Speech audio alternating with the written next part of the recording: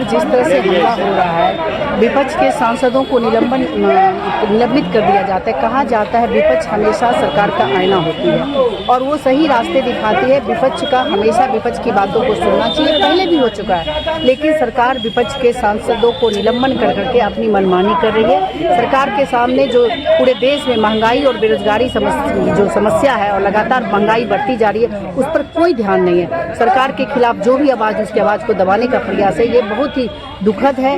लोकतंत्र के लिए दुखद है, संविधान के लिए दुखद है। इसीलिए महागठबंधन के सभी साथी मिलकर के आज सरकार के खिलाफ यहाँ पे प्रदर्शन में आए, मार्च करते हुए। देखिए, जो नरेंद्र मोदी की सरकार है वो हिटलरशाही की सरकार है। मैं बता देना चाहता हूँ, लगातार विपक्ष के जितने भी सांसद थे वो पिछले दिनों संसद भवन में आंसू गैस का परिक्रम चला था। वो भाजपा के सिग्नेचर के बाद वो प्रवेश किया था। ये दुर्भाग्य है। और जब विपक्ष के लोग ने हल्ला किया तो उसे निष्कासित करने का काम किया। लेकिन 2024 आने वाला है। मैं कह देना चाहता हूँ, जब जब देश के अंदर तानाशाही पर बढ़ा है तो देश का इतिहास उल्टा गया है। जब भी हिटलरशाही चलेगा तो हिटलरशाही चलने हम लोग नहीं देंगे। निश्चित तौर पर इंडिया गठबंधन जो सरकार है, निश्चित तौर पे जो इंडिया गठबंधन बना है, हम लोग मजबूती के साथ 2024 में उतरेंगे और ये नरेंद्र मोदी की सरकार को नस्ते नाबूद करके एक बार पुनः झंडा लहराने का काम करूंगा। अरे तो महागठबंधन में तो फूट सुनने में आ रहा है, फूट हो गया। देख सकते हैं ये फूट है माले, राजद, जदयू, सीपीआई, कम्युनिस्ट, तमाम लोग हैं। ये फूट कहाँ है? तो दिल से मिले हुए हैं, दिल से, तन मन धन से मिले हुए हैं। ये फूट की बात नहीं है। ये कोई मुद्दा नहीं बच गया है बीजेपी को। ये फूट कहेंगे, राम मंदिर कहेंगे, श्याम मंदिर कहेंगे, मंदिर मस्जिद में उलझाएंगे जनता को। हम सवाल करते हैं, मुझे रोजगार दे दे। जो 2 करोड़ रोजगार की बात की है, 2 करोड़ रोजगार दे दे मोदी जी। अगर आपसे संभव नहीं है तो फिर बोरा बस्तिया समझिए, गुजरात जाइए। आपका हिंदुस्तान में कोई जगह नहीं है। क्या लगता है 2024 में? निश्चित तौर पे जनता का जो करवट बदल रहा है, जनता का जो माहौल है, 2024 में इतिहास लिखा जाएगा। क्या नाम हुआ? अमरेश कुमार, जिलाध्यक्ष एआईएसएफ छात्र संगठन।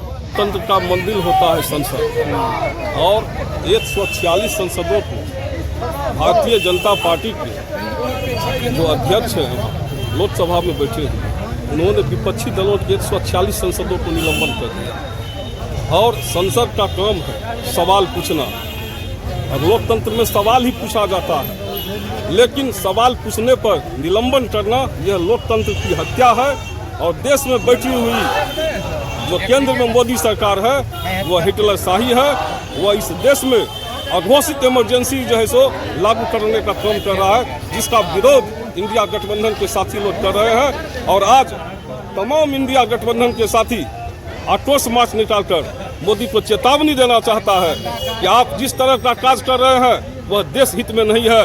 पूरा देश आपके विरोध में है और आने वाले समय में यही देश की जनता आपको गद्दी से उतार भेजेगी। इसलिए मोदी जी सतर्क हो जाइए। लोकतंत्र में संसद का काम है सवाल पूछना। सवाल पूछना तो लाजमी है। यदि सवाल नहीं पूछेगा तो फिर जनता उसको चुन के क्यों वहाँ भेजा है? और उसको आप जो है सो कहते हैं कि नहीं, हम आपको निलंबित कर दिए और 146 सांसदों को निलंबित करने का काम किया है। यह देश के लिए दुर्भाग्य है। और इसी को लेकर आक्रोश मार्च इंडिया गठबंधन के तमाम कार्यकर्ताओं ने आज मार्च प्रदर्शन कर यह कार्य किया।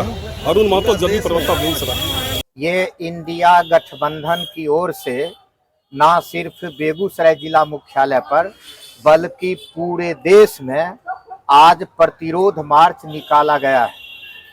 रात में व्हाट्सएप पर यह सूचना प्राप्त हुआ और अभी अभी आप देख चुके हैं कि सड़कों पर एक हुजूम निकल पड़ा।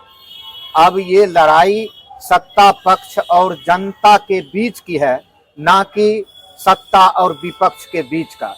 चूंकि अब सीधा सीधी जिन लोगों को यहाँ से वोट देके पार्लियामेंट भेजा गया, ऐसे निर्वाचित सांसदों को एक एक करके बारी बारी से कोई न कोई बहाना बना के पार्लियामेंट से बाहर का रास्ता दिखलाया जा रहा है। और इस तरह से 145 सांसदों को पार्लियामेंट से निकाल दिया गया है। ये तानाशाही हुकूमत, ये मोदी सरकार, ये विपक्ष विहीन भारत की कल्पना करते हैं। इनको जनतंत्र से कोई लेना देना नहीं है। ये भारत के संविधान पर विश्वास नहीं करते हैं। ऐसी स्थिति में देश को बचाने के लिए हर जनतंत्र प्रेमी संविधान के मानने वाले लोगों के सामने यह चुनौती है कि 2024 जो लोकसभा चुनाव दस्तक दे चुका है, उस चुनाव में मोदी सरकार को करारी शिकस्त दें।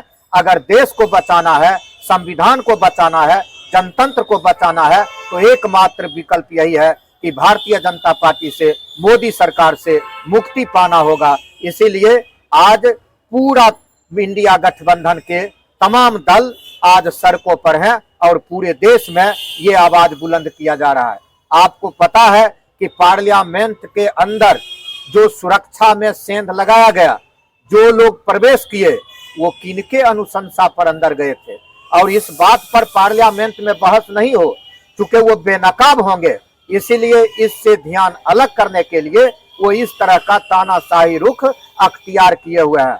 भारतीय जनता पार्टी के एमपी के अनुशंसा पर वो व्यक्ति पार्लियामेंट के अंदर जाता है और वो अगर उछल कूद करता है, वो अगर कोई सवाल सामने लाता है, तो फिर उस सवाल पर बहस ना करके ये, चूंकि आप पार्लियामेंट के अंदर आप विरोध क्यों कर रहे हैं, आप इस तरह की आवाज क्यों उठा रहे हैं, इसीलिए ये अवमानना है पार्लियामेंट का। और ये कहते हुए इन लोगों को ये पार्लियामेंट से बाहर कर रहे हैं, ये तानाशाह है, ये फासिज्म की तरफ कदम आगे बढ़ा रहे हैं, ये राजतंत्र का पोषक है।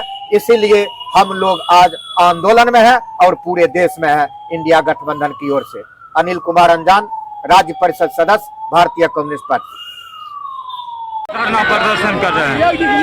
पार्लियामेंट में जो हमला हुआ था और उस सवाल के लेकर के विपक्ष के सांसद ने गृह मंत्री को जब मांगा, तो विपक्ष को हिटलर शाही के तरह 142 सांसदों को निलंबित किया। आप जाहिर होता है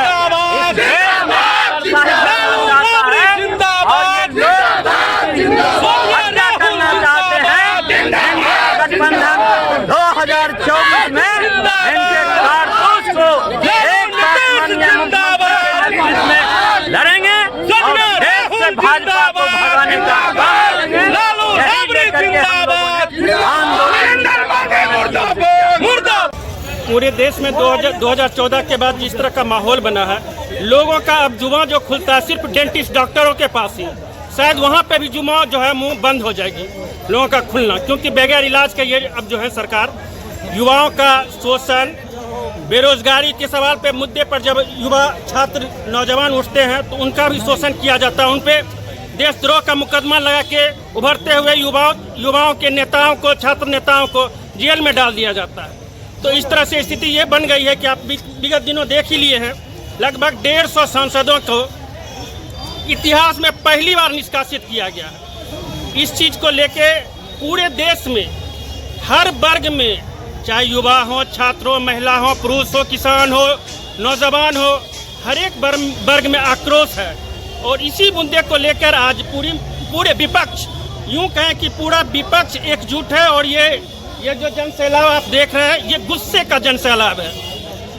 और भविष्य में ये जो आने वाली आम चुनाव होने वाली है, उसमें ये पूरी एकजुटता के साथ जो भी उम्मीदवार आएंगे मैदान में, जिन्हें इंडिया गठबंधन से उम्मीदवारी दी जाएगी, पूरी एकजुटता के साथ हर एक पूरे देश में जनता एक विपक्ष में वोट, एक मुश्त से वोट करने जाएगी। इसी सवालों को लेकर हम लोग यहाँ पे एकजुटता बल दिखाने का प्रयास किए हैं और एकजुटता बल के रूप में हम लोग यहाँ प्रदर्शित हुए हैं। मंजेश कुमार। सुरक्षा का सवाल एक शब्द बोलने का औकात नहीं है, इसलिए सुरक्षा में चूक हुई है और ये चूक सत्ता पक्ष के द्वारा हुआ है। और बीजेपी के सांसद ने रिकमेंड किया उसको अंदर जाने के लिए, उसने ये धुआं फेंका है। अब अनुसंधान हो रहा है, क्षण के बात आएगी, मगर क्षण के बाद मोदी जी आने नहीं देंगे, ये फिर विरोधी पर ही कोई न कोई तोहमत लगाएंगे। इसलिए ये खांटी नरेंद्र मोदी, अमित शाह के सुरक्षा की चूक है।